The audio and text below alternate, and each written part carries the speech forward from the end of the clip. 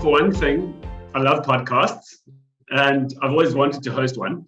But it wasn't until there was this need in the education sector, which really was brought upon by COVID.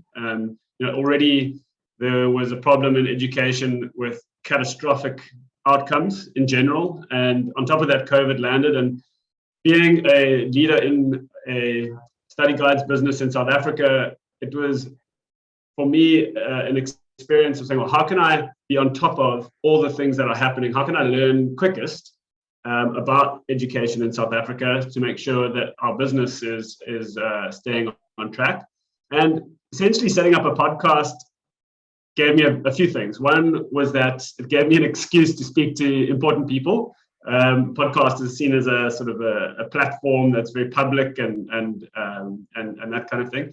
It also held me to account, to really set in motion a regular engagement with senior people. But more than anything, it was the fact that in education, if we're going to achieve better outcomes, we already know this is a societal challenge. And if in any way what I'm learning could be shared and known by others simultaneously, we can all benefit from that and collectively produce better outcomes. So it just felt like an altogether good effort, good initiative. And certainly it's been really, really enjoyable so far. And the podcast was kicked off earlier this year in January.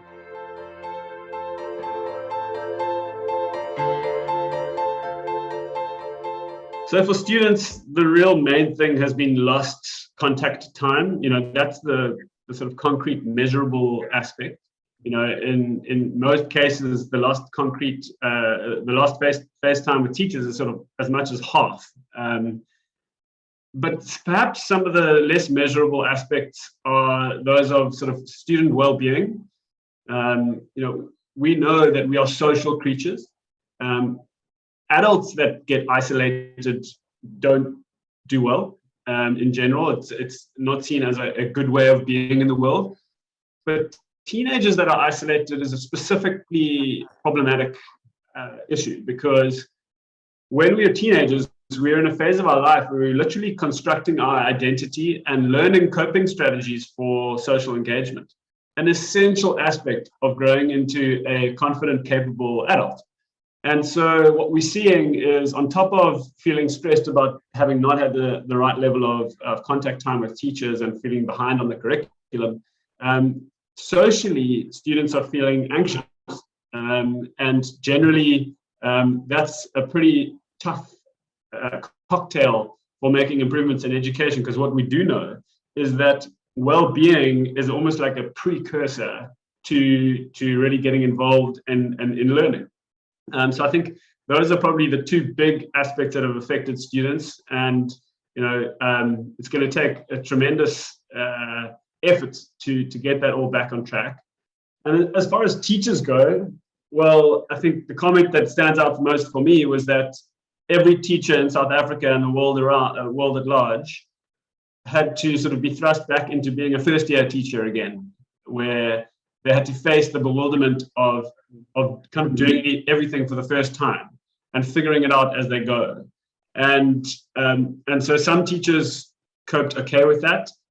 Some teachers really didn't. A lot of teachers have a great reliance on that sense of being able to look into the eyeballs of a learner and to see the lights go on. And so it was only a few teachers, I feel, that really thrived in this time and learned things that they will continue to use beyond COVID. But overall, teachers have been worn out big time. And so what we're seeing is that overall, the national government is aiming to get teaching and learning sort of back on track to make up for the deficits by sort of 2024 at best.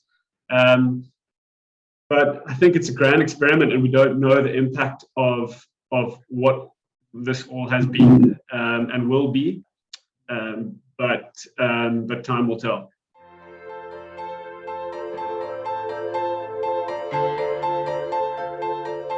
The podcast is actually not dedicated for students. It's actually dedicated more at those involved in supporting and advancing and improving the education system in South Africa. So this includes obviously parents, teachers, NGO leaders, business leaders, departmental officials, pretty much anyone involved in the idea of saying, how can we do this better? How can we learn from pockets of excellence? And so the conversations are typically of a little bit more of a strategic nature. And so for those, my intention was never that the audience is a massive audience, but it's an intention that it's a considered audience, people that really care about education, that want to learn about these things. They sort of have answered the call to dedicate their professional life to education, and this is just fuel for their effort, because goodness knows we need the fuel, because sometimes education and delivering these outcomes can be quite a thankless task for many. So if this has any kind of encouragement role and an inspiring role, then that would be a great bonus.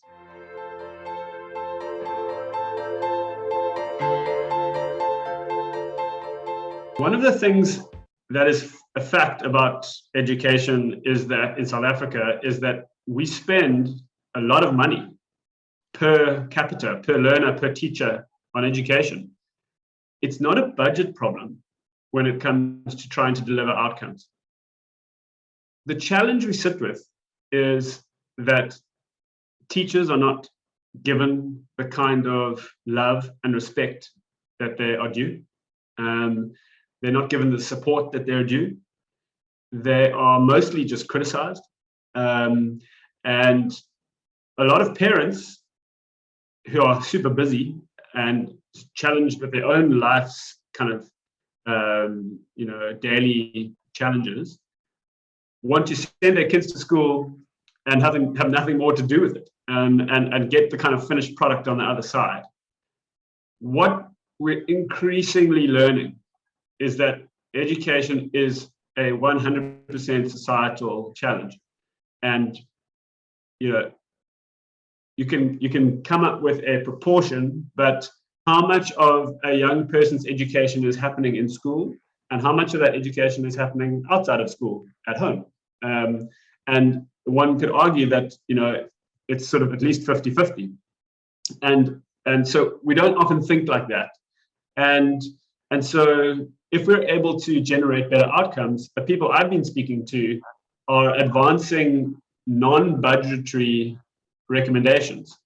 These include things like better mentoring for teachers, communities of practice for teachers, where senior teachers are really, I guess, paying it back, and paying it sort of, or senior teachers are saying, okay, you know what, I remember what it was like to be a first-year teacher, a second-year teacher, figuring this stuff out.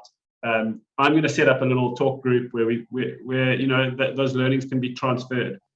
The Dean of Education at UJ mentioned that when their cohort of teachers that they prepare to go out into the teaching world come back a year later, they ask them, did we prepare you well? And some say yes, and some say no.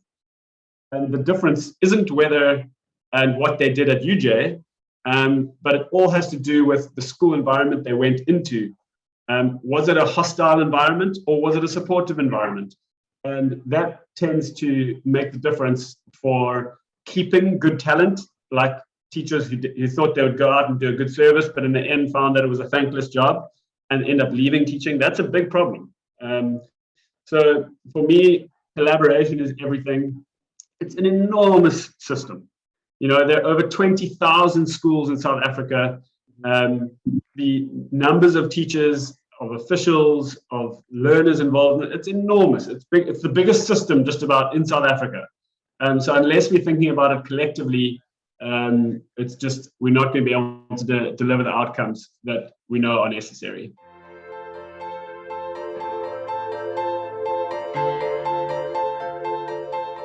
Well done, TAS, you said it correctly.